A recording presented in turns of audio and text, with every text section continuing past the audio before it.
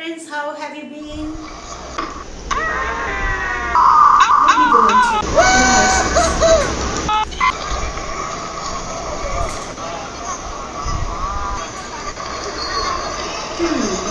There's a crowd making hullabaloo. Hullabaloo. Is that word familiar to you? It means a lot of angry and annoying noise made by a crowd. In English, there are some weird sounding words which you may not be familiar, and today's warm-up activity, we are going to see some of them. Absolutely, I don't like it. I don't want it. Why are you doing this always? No. Have you come across people like that? Always bad-tempered and non-cooperative. They are called curmudgeon. Curmudgeon. You can say cantankerous curmudgeon.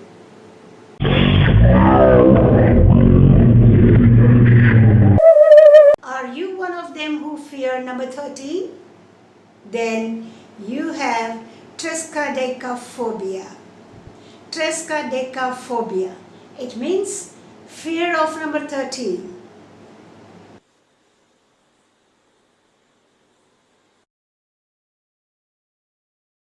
Did I look pili-wali? Yes, I was. Pili-wali. Looking pale, sickly. Because I was sick last week. I was also feeling a bit wobbit. Wobbit. Wobbit. Very tired, exhausted. Don't be lollygagging. Lollygagging. Staying idle, lazy, and wasting time. So you have heard weird English words. Next time you can use them and impress your friends. Hello friends, welcome to my channel. I am Lalita. In this channel I upload videos for English grammar, warm-up activities and also part 2 with lots of vocabulary and idioms for you. So your English learning will be thoroughly enjoyable. Let's go.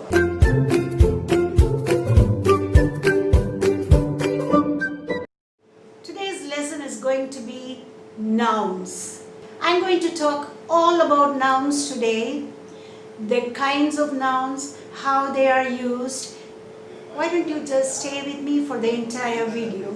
First of all, nouns or naming words. They are the first building squares of English language. The very first step in learning English language starts with learning nouns. Everything around you are nouns. A person, an animal, a thing, a place, they're all nouns. To make it more interesting, I have a nice video. I have 3 children here. They are in different rooms and they are going to look around the room and then quickly list out 10 things.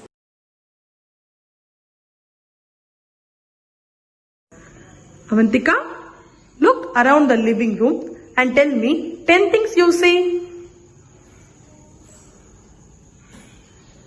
Okay. Television, remote, cupboard, sofa, clock, tubelight, fan, fish tank, fridge, and Jula. Pranav, can you look around the bedroom and say 10 things you Okay. see? A light, dressing table, clock, AC, curtain, stabilizer, table, inverter, a bed sheet, a blanket, my toy car, a cupboard, my remote control Formula 1 race car, pillow, and photo frame. Thank you. Can you look around the kitchen and tell me 10 things that you see? Fridge, table, mixer grinder, water can, cylinder, bowls, cups, stove, and calendar and sink. That was very cute. Thank you, Avantika, Pranav, and Sahana. The video you just saw, the children were looking at the things, sometimes even touching them. And these are called concrete nouns. The nouns which can be seen and touched are called concrete nouns. But there are certain things which you cannot see, but you know they are. These are called abstract nouns. Love,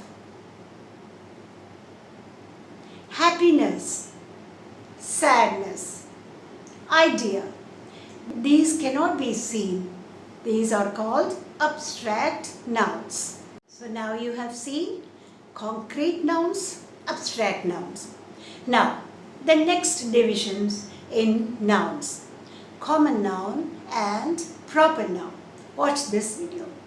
I just bought the vegetables and the groceries. What vegetables did you buy? Cucumber, brinjal, tomatoes, beans. I just bought some vegetables, groceries. Vegetables. It can be lady's finger, tomatoes, potatoes, brinjal, cucumber, anything. They are called common nouns. When you go to the zoo, you watch animals. Common noun. I have visited 7 countries. Common noun. So, common nouns refer to a group of general things.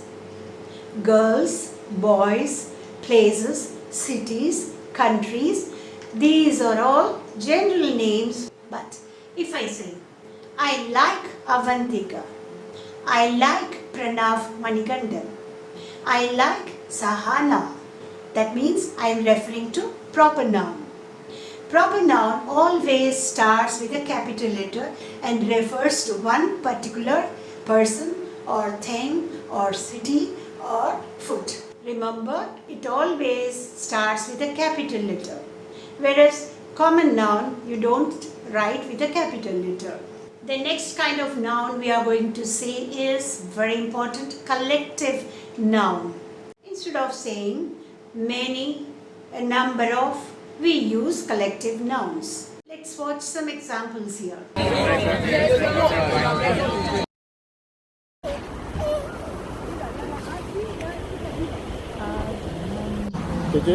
Collective nouns refers to a collection of individual entities with similar qualities.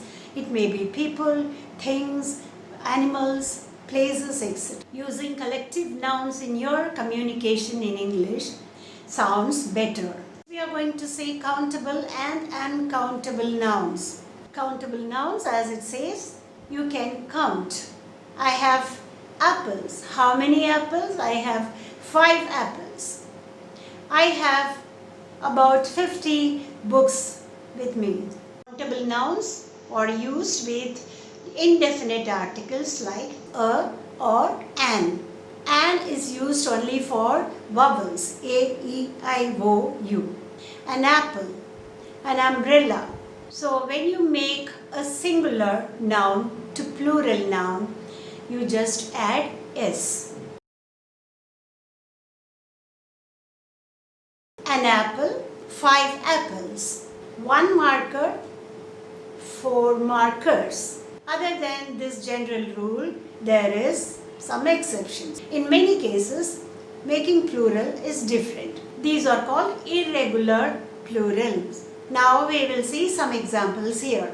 I have 3 brothers. I have 3 sisters-in-law. It's not sister-in-law. It's not at the end, but after sister. I have 3 sisters-in-law. She has 3 brothers-in-law. Let's say some of the irregular plurals here.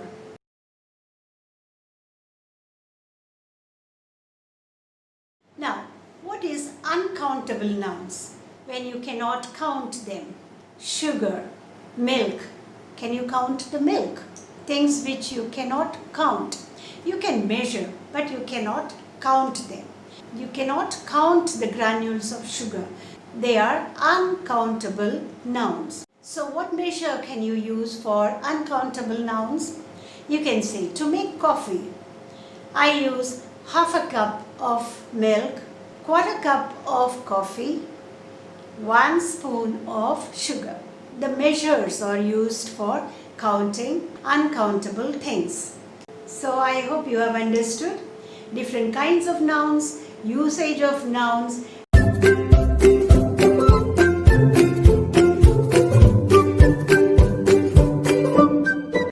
Hey, what does this mean? Tamil Nadu cocks a snook at governor. Let me see.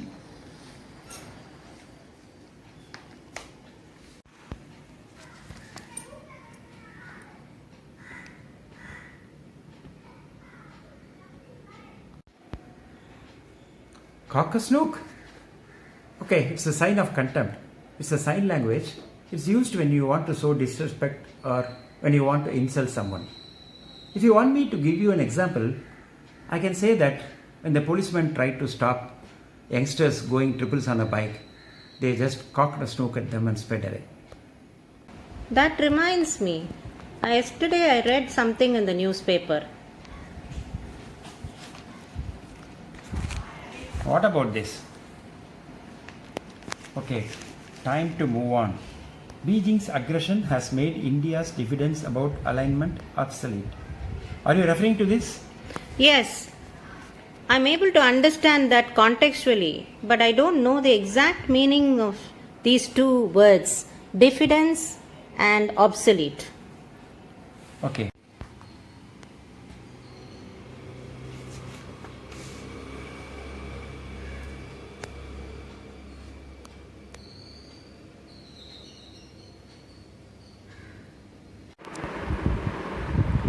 Diffidence means lack of self-confidence and obsolete means no longer in use.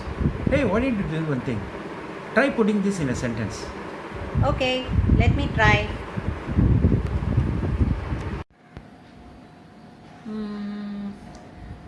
My friend Lata, during her college days, used to be an introvert and diffident by nature. But now she's got over it once she started working. Technology has rendered my old computer obsolete, right? Perfect. I hope the class was enjoyable and also useful. See you again with another interesting video soon. Bye-bye. I hope the class was enjoyable and also useful.